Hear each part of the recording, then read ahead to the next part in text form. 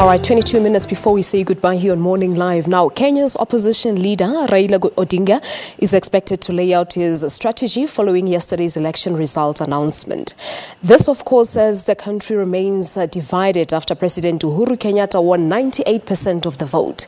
Odinga had pulled out of the contest, which was plagued by violent protests. But to talk to us more about the situation in Kenya now, we're joined by our SABC correspondent, Sarah Kimani. Sarah, good morning to you and thank you so much indeed for coming through. Talk to us about the reaction from ordinary Kenyans. What are they saying? Well, good morning and thank you for having me. The country is still as divided as it was when it went to the elections, first on August the 8th and then again on Thursday last week, October the 26th. Now, this time it is even more divided because only 39% of the total population of the people that are registered to vote cast their ballots. And so a lot of people saying that President Kenyatta's re-election is not legitimate. Some people questioning his credibility and the credibility of the election, saying that the delay that had been requested by some civil society organizations and some international observers should have actually been kept so that the whole country then would have been involved in the election of the next president. Today, we of course are expecting Raila Odinga, the opposition leader, to make a statement on the way forward. Yesterday, just after Kenyatta was announced winner, there were parts of the country that experienced sporadic protests, young people coming onto the streets, barricading roads, burning tires, and then another part of the country was celebrating throughout the night. Today is a very quiet day, especially because it is the beginning of national examinations for primary school pupils. Yeah. Sarah, now with some people saying that President Uhuru Kenyatta's win is not legitimate, what is the Electoral Commission saying?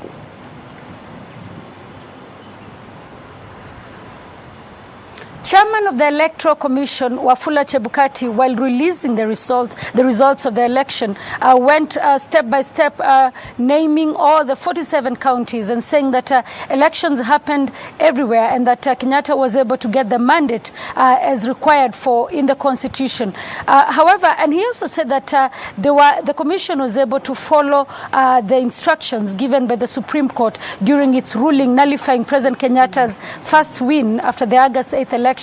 And he said that the country should accept that the election was free and fair. He said it was credible and that the Commission had done a lot to ensure that this time they do not make the mistakes that they made on August the 8th. However, a lot of political analysts saying that the fact that only 2 out of 6 possible voters cast their ballots means that Uhuru Kenyatta will have it very tough during his second and final term.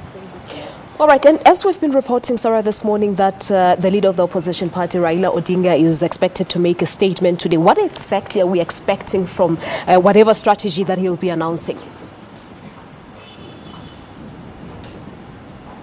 Well, when we had an interview with him 2 days ago, we tried to ask Mr. Odinga what we should expect from his announcement. And he said whatever he announces will be within the law, within the Constitution of Kenya. Just before the elections, on the eve of the elections, Mr. Odinga said that the National Super Alliance, the coalition that he heads, would now be transformed in what he called the National Resistance Movement. And we asked him, are you set in the country for a bloody revolt? Are we going to see bloodshed? And he said no. What he plans to do is that they're going to have civil disobedience among his supporters. They will have strikes, they will have picketing, but they will also start a boycott of various products that they feel have supported President Kenyatta's regime and re-election, which he insists is a sham and a charade.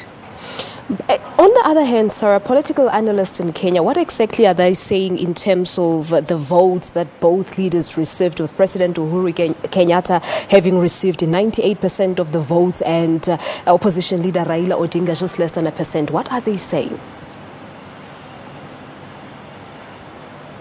admittedly, and just like a lot of people are saying, President Kenyatta will be facing legal challenges going forward. He's likely to face a lot of protests and revolt from the opposition. So he's going to rule during a very dicey time. This second term, his second and final term, will be faced by a lot of revolt. And so divisions are likely to continue in the country. Unless, of course, he agrees to reach out to Prime Minister Raila Odinga and his party. Now, yesterday, in his acceptance speech, Kenyatta said that he would only start considering dialogue after all the legal challenges that are likely to face this second win are overcome, and after he goes through those legal hurdles. From now on, anybody who wants to move to court to petition President Kenyatta's win has 14 days from yesterday to do so, and then the Supreme Court will sit and decide if the country indeed elected President Kenyatta validly, or the country will again be going back to the polls. All right, Sarah, we'll leave it at that. Thank you so much indeed for coming through. Our reporter, Sarah Kimani, live from Kenya, of course, updating us on the latest with today. Everyone will be looking out to the opposition leader, Raila Odinga, as he's expected to make a statement and, of course, lay out his strategy going forward.